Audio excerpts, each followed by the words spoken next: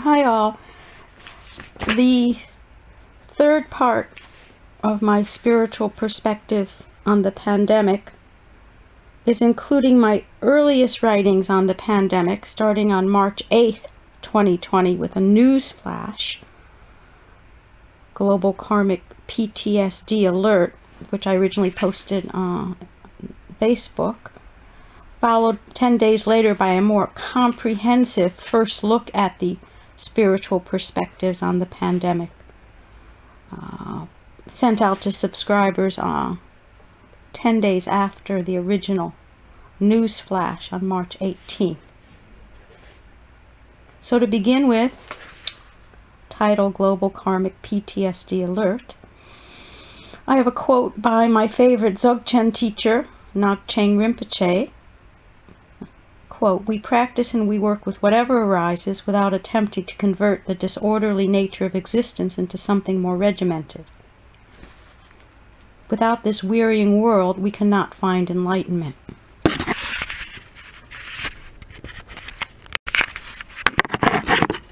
And so it begins. I was just getting ready to write my bi-monthly post on Facebook about this especially intense full moon on March 8th, when I realized once again that all of you, my dear subscribers, could certainly benefit from this information, not just those of you who follow me on social media.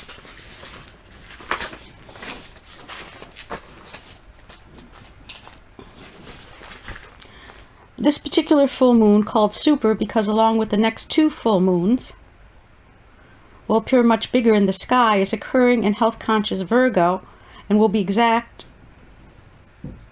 on Monday, along with the Mercury direct station, which can make us feel confused about which way to turn. This, combined with the escalating, catastrophizing inflation of the current flu pandemic by the 24/7 news media, whose job it is to keep us watching, is bringing up so much death anxiety in the mass consciousness that is triggering a tone of global karmic PTSD in the majority of the populace. So this is my first mention of the pandemic. The sign of Virgo is not just the natural ruler of the sixth house of health, it is also ruled by Mercury, which governs our thinking processes, which is stationary in the sky right now. And while Virgo can tend to be the efficiency experts, perfectionists, and masters of detail of the zodiac, under the present planetary conditions, this full moon can also bring up major OCD in those of us that have this predisposition. For more on this, please read my link, Shocks to the System Are Triggering Karmic PTSD in Everyone. I've written about OCD briefly in my article on body karma, but it's definitely time to go into it more from a higher perspective.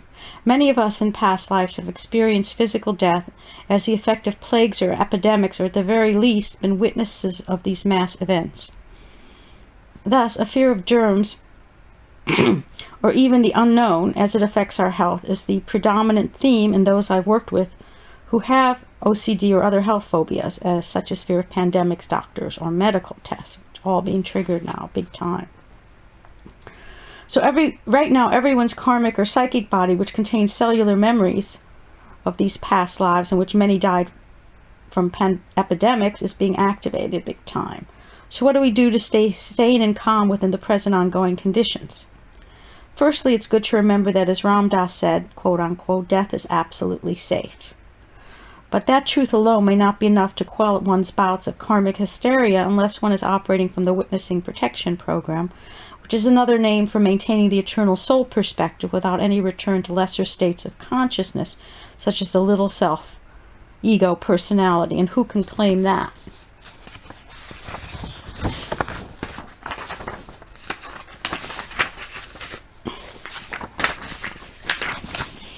The question one needs to ask oneself right now is, do you feel karmically lucky? And I'm not joking about this. Most of us intuitively know when it's our time to drop our bodies, and if it's not our time, then we can choose to pass on buying into the collective mass death anxiety, and instead hold the faith that everything is unfolding perfectly in the divine plan for us and for the planet. Even if things feel especially chaotic right now, I choose to call this divine orderly chaos, and it's always in the flow. For those of you who still feel the need for some more reassurance, I'm offering special karmic health readings to assuage your fears by helping you understand where they're coming from at their core with customized mind, body, spirit protocols to help keep you safe, sane, and above all calm. It also helps to remember my favorite mantra to repeat as needed when karmic PTSD arises. Quote unquote, that was then and this is now. In closing, I can assure you that I'm hard at work on a more comprehensive newsletter on this topic, as well as the astrological coming attractions for 2020, which will be affecting us all. But in the meantime, here's my personal toolkit for staying stress-free, as stress and anxiety are the biggest challenge for our immune systems, as well as the specific supports I use to keep my immune system strong enough to not be adversely affected by germs, bacteria, and especially these days viruses for managing stress. So for managing stress, I use daily meditation, yoga, qigong, and breathing practices. I use herbal tinctures of valerian, kava kava, lemon balm, and rescue remedy, which is a Bach flower remedy, as needed. I take warm baths, do spiritual reading, commune with nature, get massage, network chiropractic, and acupuncture. For maintaining a healthy immune system, use when intuitively called for, and please feel free to Google for more info on these supports. I use lauricidin, which is a concentrated form of monolaurin, which comes from coconut oil. I've used lauricidin for decades. Elderberry syrup, a homeopathic remedy for flus, Acilio coccinum.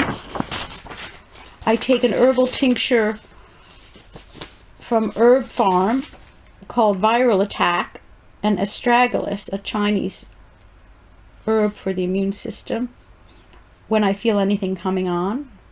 Vitamin C and zinc daily. Time release on the vitamin C. If I feel something coming on, oil pulling with organic coconut oil and a drop of oil of oregano. You can read about oil pulling online. It's an ancient Ayurvedic health practice. And I also, if I really want to knock something out of my system, will eat some chopped raw garlic before bed. And that the above supports have kept me free of flu and colds for over 30 years.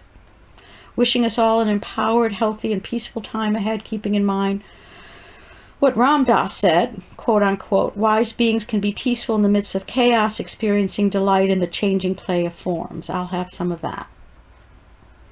And the quote that I end this news flash with is a quote from my writings on body karma called Why Is This Happening to Me? And the quote is, we always have free will in how we choose to deal with our body karma as it arises, and this choice determines our destiny. And then moving into the first newsletter, Spiritual Perspectives on the Pandemic, March 18th, Global Karmic PTSD Psychic Forecast. So this is for spring 2020. Whatever triggers alarm in you is a perfect springboard into higher consciousness. I start with John Lennon's lyrics from his timeless song, Imagine. Imagine there's no countries, it isn't hard to do, nothing to kill or die for, and no religion too. Imagine all the people living life in peace. Imagine no possessions, I wonder if you can, no need for greed or hunger, a brotherhood of man. Imagine all the people sharing all the world. You may say I'm a dreamer, but I'm not the only one. I hope someday you'll join us and the world will be as one. So I start off by saying, happy spring. It's more important than ever that we allow ourselves to smile as we watch flowers in bloom and as we breathe in peace and breathe out equanimity. For we're all quite capable of feeling more than one emotion at a time, like releasing any death anxiety as it spontaneously arises on the out-breath and cultivating faith in the flow on the in-breath. Two major themes inspired the focus of this newsletter.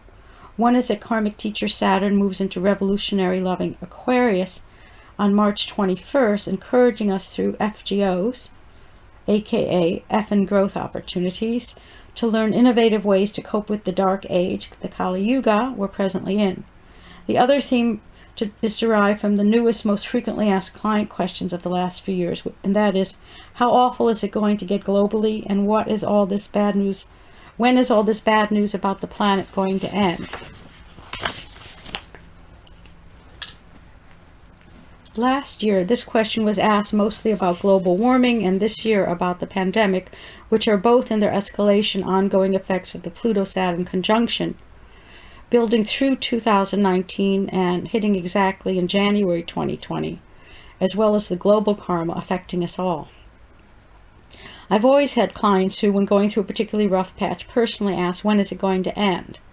Their difficult times are usually a result of some heavy-hitting, challenging transits of Saturn, Uranus, and or Pluto, combined with the karma they're playing out, which determines what kind of test they're experiencing. And my answer has always been, your challenging times are never going to end, although they may change form. For unless you're willing to release your attitude of dissatisfaction and aversion to what is, and let go of your resistance to reality, your suffering will continue. But if you want some guidance as to why your particular circumstances are happening from a karmic perspective and how to more skillfully play the earth game, then you've come to the right place.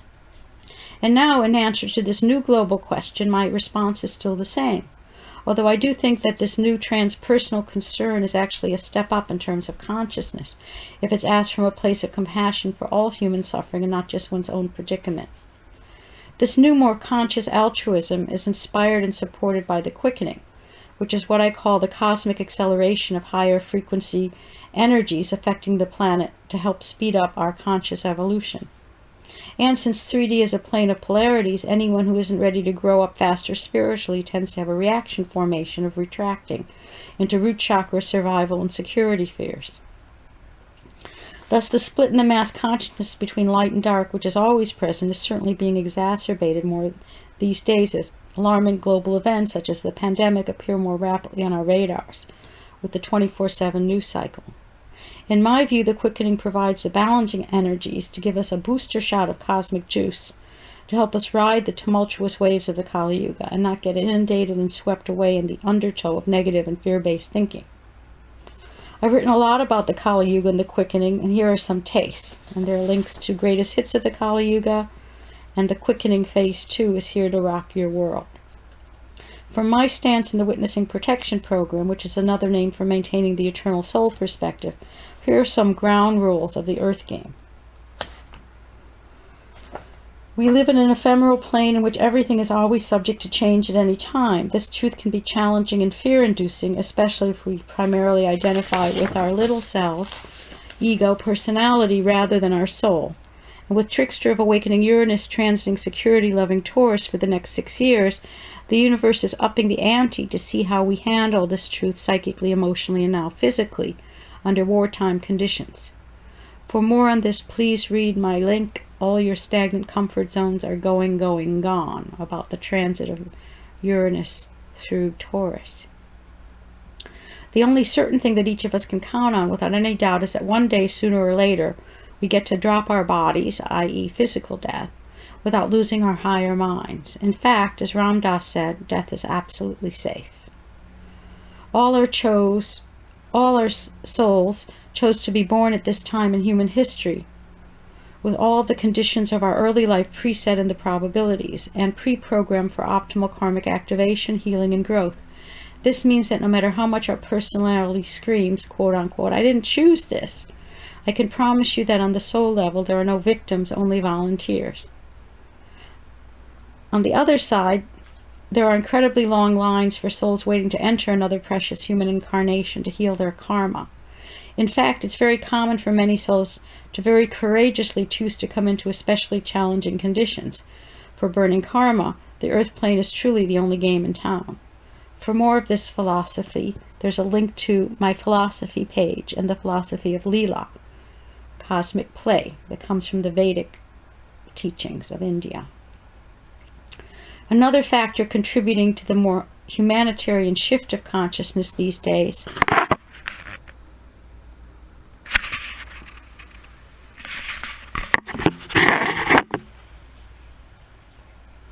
is that pragmatic Saturn will be transiting through idealistic Aquarius for the next 3 years.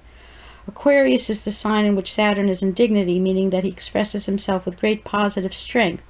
Then as Saturn moves into spiritual Pisces, Transformer Pluto will pick up this more selfless, innovative theme when he moves into Aquarius in 2024. Adding the most good news to the mix, we have the coming together of Saturn with forward-thinking Jupiter, newly into Aquarius on December 20th, 2020. Hopefully some very good news coming. December 20th, 2020. So if we want to look at the glass as more than half full, the fact that Saturn in Aquarius conjoins Jupiter this year, December 20th, 2020, bodes very well for some positive results from these energies of practical idealism on the world stage, as well as in our personal realities. And as I'm reading this in the fall of 2020, I'm keeping fingers crossed in terms of the outcome of the U.S. election by December 20th, 2020. But even though the scales are tipping slightly more towards the light in these dark times this year astrologically, it still may take another 4 years as Pluto continues to break down outmoded structures in Capricorn for us to see an outer manifestation of all these positive groundbreaking energies creating brand new inventive structures in the world to combat global warming, pandemics, and many other existential threats. One of the energies that's fueling this new humanitarian philosophy, which is actually one of the most ancient, i.e., one being with billions of faces, is the non-stop news cycle and the internet, both ruled by Uranian Aquarian energies. Since news is now traveling globally in the blink of an eye for the very first time in human history, it's allowing those of us with open heart minds to practice bodhicitta, compassion, and loving kindness for all suffering, with more real-time awareness of the range of the human condition all over the planet. Thus, the continuous news cycle and the internet, for all their short-term mixed results, are actually accelerating human evolution, moving towards a future probability of unity consciousness, in which everything we do for others is also always done for ourselves as one greater conscious being, all made up of the same source energy. In other words, we're all apples on the same tree of life, all made up of divine love as our energetic gold standard and motivating force. For those of you who think optimism is misguided and delusional in this dark age, it's good to remember that studies have shown that optimists live longer and happier than depressive pessimists. One of the best current defenders and proponents of glass-half-full thinking based on historical facts is Steven Pinker. His last 2 books are Bill Gates' favorite books, and there's links to Enlightenment Now and The Better Angels of Our Nature. Saturn will be retrograding back into Capricorn for 6 months in 2020 from July through December. This just gives us time to review the final lessons of Saturn and Capricorn to sustain us for the next 30 years. And there's a link to Saturn and Capricorn. Love is always more precious than money. Starting on March 21st, 2020, we'll be seeing more of the coming attractions of how to use whatever is happening to us personally and on the world stage as perfect fuel for the acceleration of our awakening to our true nature, which is as a timeless being having a human experience. It serves us well to start witnessing more and more external structures falling apart with an abundance of equanimity. This means holding the view that the bad news now might very well be the operating force that turns into good news later. Just so, as in the long-range perspective of the Taoist philosophy of going with the flow, it's time we started viewing cyclical global downturns as part of the true nature of reality in this plane of duality and relative truth. So whether we're witnessing the collapse of global financial markets, the falling away of the illusion of any medical safety nets when it comes to new global pandemics, or whatever other crises the media and the powers that be choose to trigger alarm in us, it's all grist for the mill of our awakening. This bad news, good news scenario is confirmed astrologically as optimistic Jupiter conjuncts transformative Pluto 3 times this year in structure-ruling pragmatic Capricorn on April 4th, June 29th, and coming up on November 12th. This means that as Pluto operates by literally annihilating operating systems that no longer serve our highest good going forward, new structures will rise from the ashes like the phoenix. With cheerleader Jupiter in the mix, there appears to be much positive expansive growth for this, and the probabilities playing out over the next decade. From the witnessing perspective, we can objectively see how much catastrophic inflation is going on going on to breed fear in the mass consciousness, always the lowest common denominator, and choose not to buy into all this stirred up emotional agitation. And while there's always been some lag time between new societal and global structures to be created, as manifestation has to cut through the density of the physical plane, we can still look forward, way forward, to a time when at least 51% of the humanity is functioning from the high-speed frequency of the quickening, not just sporadic individuals, and hold this vision. That's why it's so especially important now for those of us who are able to not get swallowed up by the mass tone of death anxiety and hysteria, but rather to affect the mass tone with our faith in the flow. As the old saying goes, quote unquote, when one door closes, another opens, but it's drafty in the hallway. And while we're all certainly in that hallway right now, which may bring up fear of emptiness or the annihilation of the little self in the void, this hallway is actually an elevator moving us to the next level of conscious awakening, like nothing lesser than the present circumstances could do. Yay! Here's one of my favorite bad news, good news Taoist parables.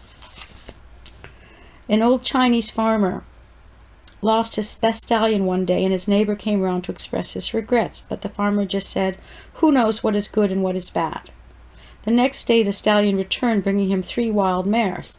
The neighbor rushed back to celebrate with the farmer, but the old farmer simply said, "Who knows what is good and what is bad?" The following day the farmer's son fell from one of the wild mares while trying to break her in and broke his arm and injured his leg. The neighbor came by to check on the son and give his condolences, but the old farmer just said, "Who knows what is good and what is bad?" The next day the army came to the farm to conscript the farmer's son for the war, but found him an invalid and left him with his father. The neighbor thought to himself, "Who knows what is good and what is bad?" In modern times, one of my favorite bad news, good news stories is about the Chinese occupation of Tibet. Bad news, no? But then, without this violence, Tibetan Buddhism would not have spread so rapidly, globally affecting the tone of the planet. Good news, yes? So, maintaining the long-range perspective with equanimity to whatever is unfolding in the present moment, whether seemingly very good news or alarmingly bad news, is the way to go. For more consciousness-expanding teachings from the Dalai Lama, there's a link to Teachings to Surprise and Inspire, my favorite Dalai Lama quotes. Some of my clients lament that these are the quote-unquote worst times ever, but as a student of history and human racial karma playing out over millennium, I assure them that there were always just as many wars, famines, plagues, and environmental disasters playing out in the year 1 AD, when the world's population was 200 million, as there are in 2020 with a population of over 7 billion, affecting the same percentage of those living then as now. Same as it ever was. But with the 24/7 news cycle and the media's intent, which tends to catastrophize everything with alarm bells and high alerts daily to trigger fear as a way to control the mass consciousness and keep us watching, we always have a choice to back away from the TV, smartphone, or computer. That is, unless we can witness the news from the higher perspective of our souls and remember that in this plane of duality, good news and bad news are endlessly cyclical events. Watching comedians like Stephen Colbert, Bill Maher, and John Oliver also helped me maintain the witnessing perspective with a tone of cosmic humor. In closing, here's an article from The Atlantic magazine which envisions one of the most important very bad news, very good news scenarios playing out in 2020. The article is titled Trump Presidency Over, with a link to it. It's also good to keep in mind that the human evolution of consciousness is still in its baby stages in terms of potentials. In the 70s, Ngak'chang Rinpoche said that only about 1% of humanity is ready for awakening to higher consciousness. Now, maybe, in my view, 2%. Here's a poem from Ngak'chang Rinpoche's sacred songs called Supplications. The corpse bloated with the 8 worldly concerns is cut into pieces by the knife of detachment and served up as a feast of the great bliss. Is this not your doing, O Karma Pakshi? Although I live in the slime and muck of this dark age, I still aspire to see your face. Although I stumble into the thick black fog of materialism, I still aspire to see your face. Wishing us all bliss and equanimity as we witness the unfolding of all the good news and all the bad news, especially whatever triggers our personal alarm bells. aka global karmic PTSD, as this is where our healing, soul growth, and awakening will flourish the most. And in closing, I have a link on my first writings on karmic PTSD. Shocks to the system are triggering karmic PTSD in everybody. And a quote from my favorite Dzogchen teacher, Ngak'chang Rinpoche.